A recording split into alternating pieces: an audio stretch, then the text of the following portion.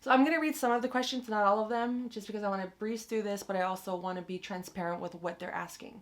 That way you're just not staring at me the whole time. It would help if you're doing this assessment with me as we go. So let's make it a collaborative effort. So the first question, 1 of 50, I have high discomfort with conflict and avoid dealing with it. I think I'll share my answers too for some of them. I have high discomfort with conflict and avoid dealing with it. I went neutral because I can definitely lean more. This version of me doesn't mind facing conflict. It doesn't take me as long to face it. Whereas in the past, I would just completely avoid things at all costs, as if they didn't even happen. So unhealthy, so toxic, so bad. But that's a part of growth and adulting and learning and doing things like this, talking to therapists, counselors, coaches, journaling. So here we go. I can be too much of a stickler or perfectionist. Ooh, that's a good question. I've gotten better at embracing done is better than perfect. So I'm going to go in between neutral and strongly disagree. I can't rest and need to be constantly busy. I can definitely, I don't mind a nap. But once I'm in something, I'm fully committed. I'm usually more anxious and worried than others around me. Not really. So I'll do the first 10 questions and then I'll come back once the results are done. That way you don't have to sit here and watch me think and ponder all these questions. And then I'll just give you guys the results at the end. So keep watching. So we're on question number 5. I criticize others a lot often than praise them. Oh, no. Words of affirmation is my love language. So I will always do my best to lead with encouragement, affirming others, and just praise right off the bat. So strongly disagree. I have a strong need to take charge and be in control. It depends on the situation. I think I do come from a place of someone gave me the language. I operate in response. So there's not necessarily a need to be in charge, but once I respond, I tend to overcompensate maybe, and I don't know if that's the right word, but I tend to, at that point, once I've been given that space to respond, then I want to take the lead. Whereas typically, I'm usually nervous or scared to take the lead. So then I usually avoid it.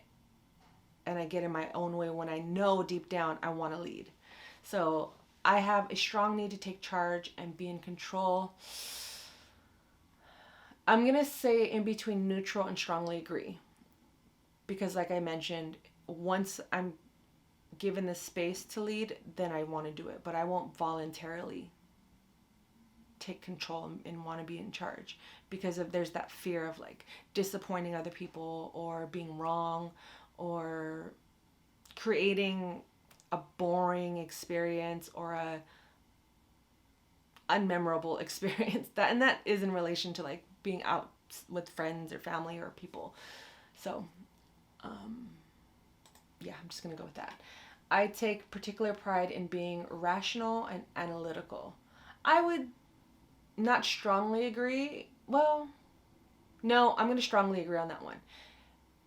I don't know if it's necessarily pride, but I definitely honor my rationality and analytical side of myself. I think it's okay to think things through. I think it's okay to, not all the time, but consider both sides, unless I feel strongly about something. But I think that most things aren't that serious, unless it's like life or death, but,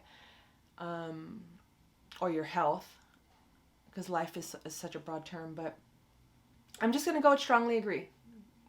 We're just going to go with the first answer that came to mind and first feeling. So we're on question number 8. I have a tendency towards being moody and melancholy. Ooh, yeah.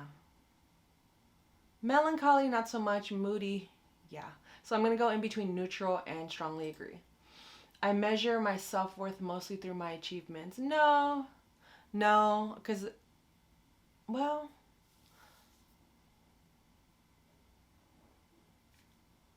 that's a tough question to answer because I've recently embraced, in the last couple of years, celebrating my wins every day, big and small.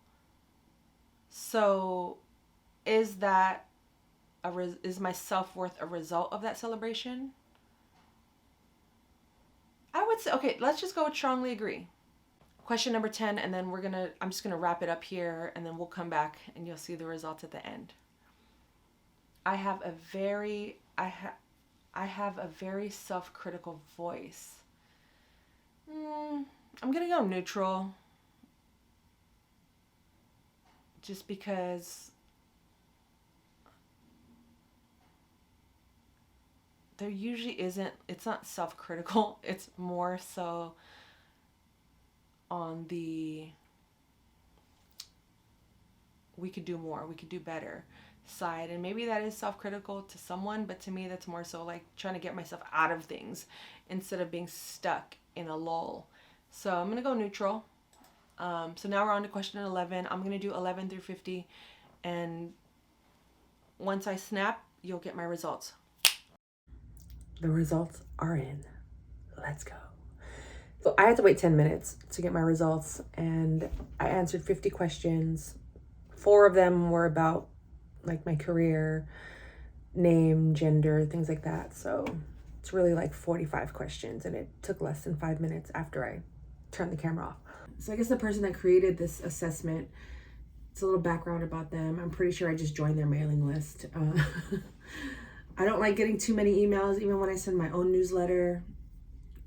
Go to transactioncare.com to join my newsletter if you haven't already done that. I just like to give you guys 1 email a week. I don't like to overwhelm people. I know it's a marketing scheme and it's a plan. It works, but for me, it doesn't. And so now I have to click on another button to get my results. And then I have to click on another button. I've scored your relative strength amongst 9 saboteurs. If I even saying that right, saboteurs. Discover the top saboteurs that cause the greatest harm to both your performance and happiness. Let's see, view score. Okay, so there are 1, 2, 3, 4, 5, 6, 7. Yeah, 9 as they said. Here are your results. So basically, I'll show you guys in just a second.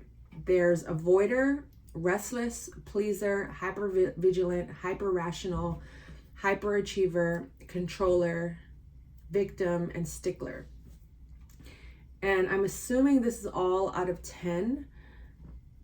So avoider, 8.1, restless, 7.5, pleaser, 6.9, hypervigilant, 5, hyper-rational, 5, hyperachiever, 5, controller, 5, victim, 4.4, stickler, 4.4. Explore saboteur's descriptions and notice the ones that speak to you. Remember, no one fits any saboteur description completely. Okay, look for general patterns. So let me show you guys the results right now. Those are my results. As you see from my assessment, that's what I got. This is me recording with my phone over the camera. Oh, sorry for that. But basically, I'm more an avoider than anything. Let's explore these results and see what all of this means. So let's see, avoider. Yeah, that checks out. That definitely checks out. Restless, yeah. Pleaser, yeah. And the rest are pretty much, it seems like, neutral or below. Yeah, stickler, considering my occupation, you would think that'd be higher, but not really. Victim, I'm surprised that's not at the bottom, but I guess I did answer a little closer to neutral on some of these questions. Controller, yeah, neutral. Hyperachiever, rational, vigilant, pretty neutral. Let me know what you guys got, which type of a saboteur you are. I am a clear avoider, and that is something I need to work on in 2023. That is definitely something I need to work on in 2023, avoiding. I definitely can confess that I will avoid things because I just don't feel ready to do it. I don't feel mentally prepared. Oh, my room is not clean, so I'm not going to do that big project that I said I was going to do today. Or I experience some conflict or shame or embarrassment, so I will avoid it at all costs to not have to relive or feel those feelings again. Those are just a couple of ways that I definitely can confirm that I am in fact a avoider. So let me hit this explore button and see what happens. Yeah, it just tells me that I am 8.1 an avoider. So that is my oh no, I'm sorry. So it's giving me every explanation for each one. But let's just go over this avoider and then let me know what your results were and if you too are an avoider. I've been avoiding fixing this office. Like, I don't want these green walls. There's even wrestling memorabilia because this was my nephew's old room. He moved to a different room, but I've been working on this since the end of the year, and we are now approaching February. And I've been traveling and doing things like that, but I have in fact been avoiding finishing this room, and I don't know why. Maybe some of these characteristics and thoughts and feelings and justification lies and impact on self and others will break down why I do this so often. Characteristics: avoids conflict and says yes to things one wouldn't want, downplays importance of real problems and tries to deflect others, has difficulty saying no, resists others through passive-aggressive means rather than directly, loses self in comforting routines and habits, procrastinates on unpleasant tasks. Yep, that pretty much summarizes a part of me, for sure. Let's see, my thoughts, or the thoughts typically are, this is just too unpleasant. That's funny to me because I often will avoid something because it just doesn't feel good to me. And even though I know it's the right thing to do, it's what I should do. When things are unpleasant, I definitely will avoid it at all costs. As I mentioned, when things don't feel right, or if I'm just not in the mood to do something, it's just not going to happen. And that's a battle I've been battling with for a long time, even through coaching, even through journaling, reading, educating. I have to create a sense of urgency in order for me to get things done. And this week has been a week that is a result of creating a sense of urgency. Otherwise, if I'm just not feeling it, I'm not going to do it. And that not feeling is definitely avoidance. So here's some more thoughts that came with these results. But basically, if maybe this is just too unpleasant. Maybe if I let it go, it will take care of itself. If I deal with this now, it will hurt her feelings. I'd rather not. If I get into conflict with others, I might lose connection with them. I have found balance. I don't want to mess with it. I'd rather give someone else their way than create a scene. Yes. Yes. A couple areas that stood out the most was definitely not creating a scene. Conflict avoidance reigns true. If I deal with this now, I will hurt her feelings. I'd rather not. So that's just a scenario. I wouldn't say that one is at the top in terms of, like how I avoid things. But not losing connection with others. That hit home.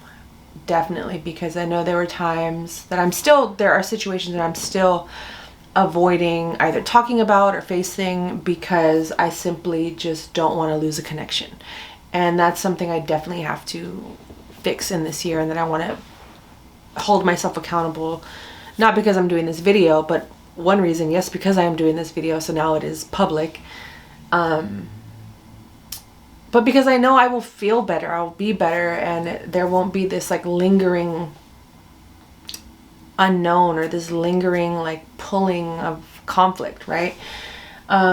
So now we're gonna go into feelings, even keel, anxiety about what has been avoided or procrastinated, fear about hard-won peace of mind being interrupted, suppressed anger and resentment rather than expressed anger.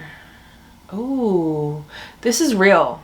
This is definitely real. I always grew up trying to be that even keel. I'm chill.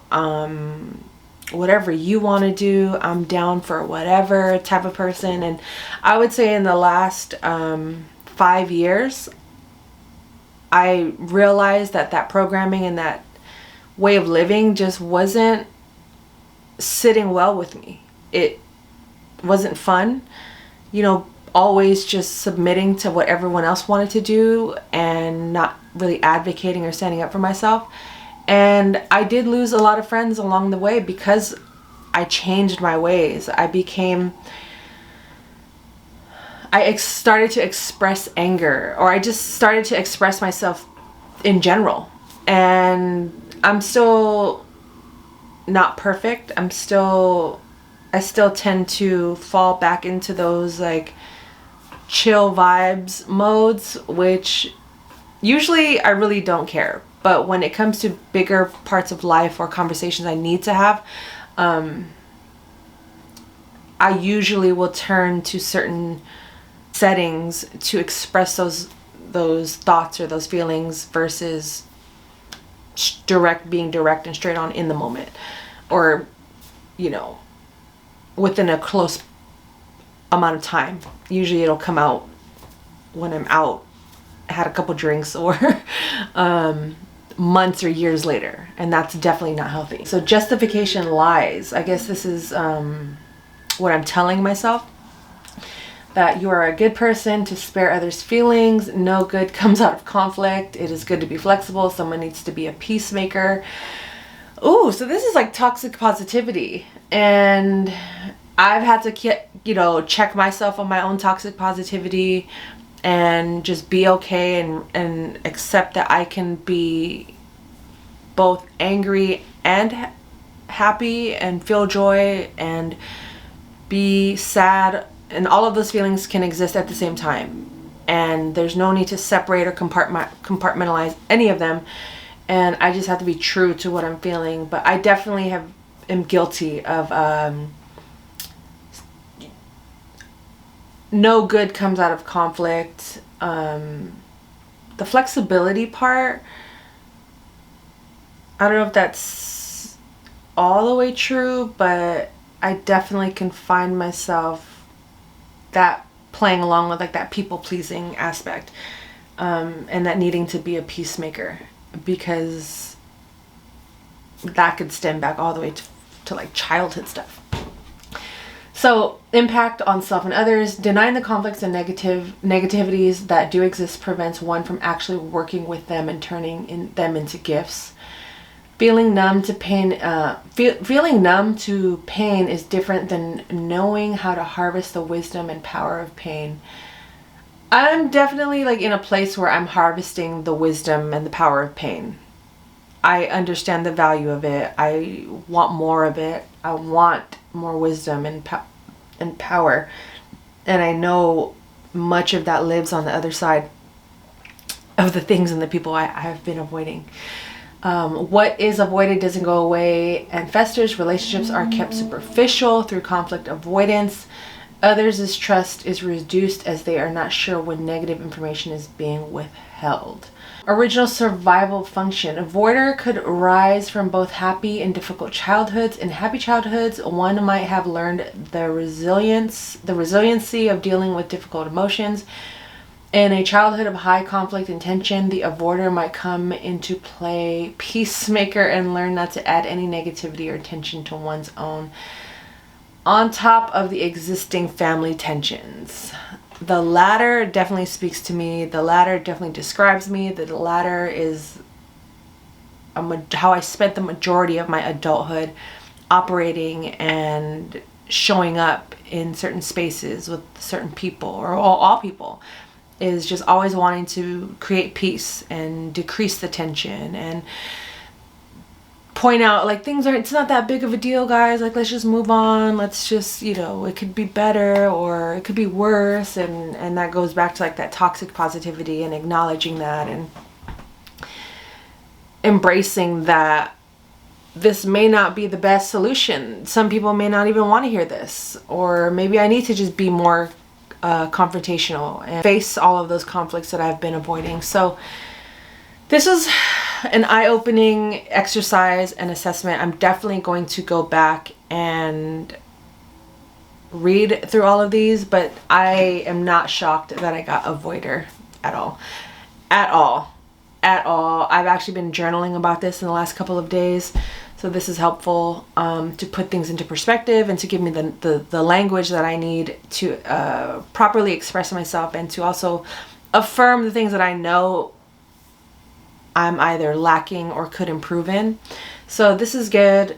Go take the test. We all could use the language to understand ourselves better. Personal development is important, and it also affects your professional development. So yes, this is a real estate channel, but I also want to promote empowerment and personal development and ways we can improve on a daily to show up in our workplace, at home, in our friend circles, among strangers, as our best selves, as our full whole selves. And I definitely believe that that is true to achieve. We just have to put in the time, the work, and the effort to understand self. Self-care starts with things like this. It starts with changing your daily habits, your routines, what you're feeding your brain, all of that. Admitting you have a problem. I am an avoider. Hi, my name is Lillian Hernandez, and I am an avoider. So I am glad I took this test. And if you don't believe in any of this stuff, that's everyone's different. I don't want to force you to do anything you don't want to do. If you're not ready to do something like this, if you don't believe in things like this, it's all good. But for me, this was a good step towards the direction I'm going in terms of my healing and my personal daily development. So check it out. What kind of saboteur are you? How are you improving on a daily basis to just show up as your full, amazing self every day? We got this. I know life is tough. Life is also fun, but it's important that we dig a little deeper and go and face and acknowledge those parts of us that we have been avoiding in order to get better. So with all of that said, this was another episode of TC with Lily, the visual experience. If you want the audio experience, I have a podcast that talks all about real estate, business empowerment with myself, as well as guests throughout the real estate industry, and their journeys, their stories, and their tips and advice and ways that we can continue to demystify the business of real estate, one episode at a time. I enjoy making this content. I enjoy meeting you all, talking to you all, helping, coaching, mentoring, all of that. Go to transactioncare.com to learn more about myself, my businesses, and all of the things coming soon. Definitely join my newsletter. My goal is to hit 1,000 newsletter subscribers before my birthday, or by my birthday, April 17th. So definitely let's make that happen together. If you know someone that could be interested in this content, forward them this video, have them watch it, have them do the test. Let's all learn and grow together as a community. Thank you for your time. Your time is worth it. Let's coordinate. And care for yourself, care for your wealth. I say that in my podcast, but I'm going to say it here too because it's true. And merch coming soon. Thank you. My name is Lily, like the flower, your resident care coordinator, and this has been another episode of TC with Lily. Not just taking action, but really taking action with purpose. Not just doing busy work, not just doing work for the sake of saying I got work done, just to get a little bit done. Some days that does call for it, where I only have so much in me, but to be honest, most days I have the energy. I have the desire to do things. I just get easily distracted and find myself wandering off and starting new ideas. So I'm a lot more mindful of these habits. So in the evenings, I tend to